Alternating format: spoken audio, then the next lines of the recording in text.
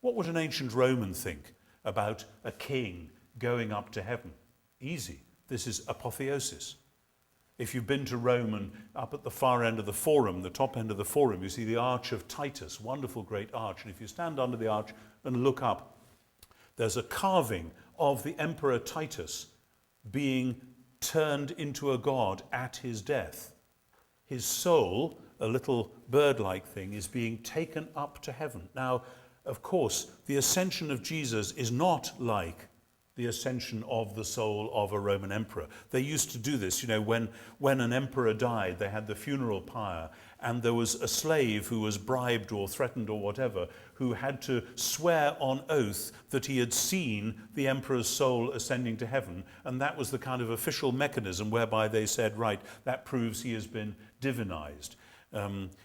Sometimes they didn't do that when the emperor had been scorned and scoffed at. You may know that when Claudius died, Seneca, who was the great philosopher and was the tutor to Nero, who succeeded Claudius, wanted to scoff at Claudius in order to say what a great man Nero was instead. And so instead of the divinization of Claudius, Seneca wrote a whole satirical book on how instead of being turned into a god, Claudius had been turned into a pumpkin.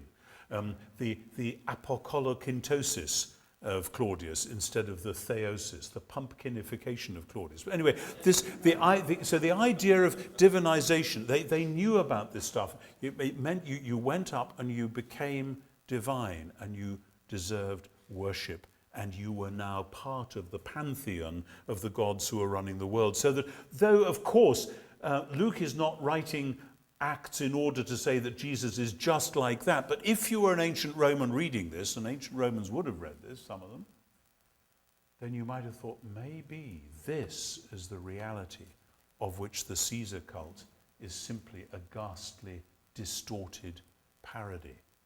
And when you think of the purpose of Acts, think of those great two sections, Acts 1 to 12, Jesus is the Messiah of Israel. How does that end?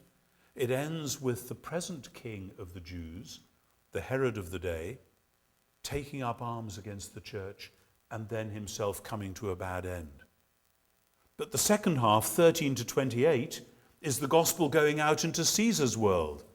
And as we'll see tomorrow or possibly the next day, depending on how fast we go, it's tantalizing at the end of Acts. We want to know what happens at the end when Paul gets there. And all we're told is Paul ends up in Rome preaching the gospel of Jesus Christ and talking about the kingdom of God openly and unhindered, right under Caesar's nose, because Jesus is Lord and Caesar isn't. This is the point of the book of Acts. Already we should get it. Temple, culture, politics. Main themes, the worship and the lordship of Jesus. And therefore in Acts chapter 2, I'm going rather fast because my watch has gone quicker through this than I thought it would. In Acts chapter 2, I just want to suggest this, and this is going to be the foundation for what I'm going to get to tomorrow. In Acts chapter 2, the story of Pentecost. Again, I won't ask you what you preach about at Pentecost. There are 1,000 sermons you can preach about here. But if you come to Acts 2 with that theological understanding of what's going on in Acts 1, this is how heaven and earth have been brought together. These are the people who are going to be the ones through whom God's glory will go out into all the world. Then it seems to me we ought to read the story of Pentecost with this rushing mighty wind filling the house and the fire and the wind filling the disciples as itself a counter-temple statement. This is like the scene in Isaiah 6 when the glory of the Lord fills the house. Only now it's happening to these people, and it is equipping them to be the means of God's glory going out into the world. You know, Paul in Colossians 1 has that wonderful phrase, Colossians 1:27, when he says, to me it has been given this extraordinary gift to make known to the Gentiles the secret which God had hidden for ages, which is now revealed, which is Christ in you, the hope of glory. And we in the Western world have shrunk that. We've turned it inwards. Christ in me so that I will be glorified. Christ in you, singular, so that you will be glorified. And then if we're clever, we notice actually the Greek is plural. Christos en humin. It's not en soi. It's in you, plural, the hope of glory. But whose glory is it? Yes, it's our glory in a sense. The glory of God in and for us. But I think in the light of Colossians 1, I haven't got time to do a whole exposition of Colossians 1 tonight, it's bigger than that again, because Colossians 1:15 through 20, as you know, is all about the cosmic vision.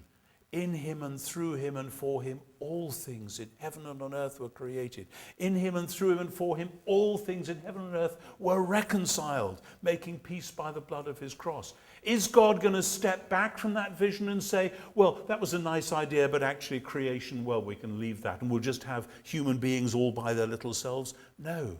Christ in you, the hope of glory. The ecclesiology of Colossians and I think of Ephesians includes this idea that when the church goes out into the world bearing Christ in the power of the Spirit, this is the sign to the world already of that filling, that flooding with the glory of God, of which Isaiah and Habakkuk had spoken.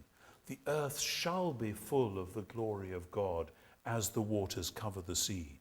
And the life and witness and mission of the church is the sign already of how that happens, that wherever the people of God are, there in that place, there in Durham, there in Malibu, there in Iceland and in South America and Southeast Asia, Africa, everywhere, there is already Christ in you, the hope of that glory.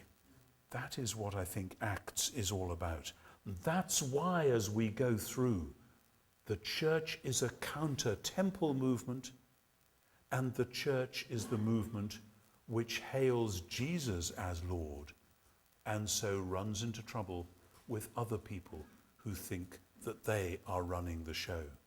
And in between worship and sovereignty, we have the whole question of human culture. And what we're going to see, God willing, over the next 36 hours or so, is at least some little pinpricks of how the early church navigated those particular challenges, which may, I hope, generate some reflections on how we do as well.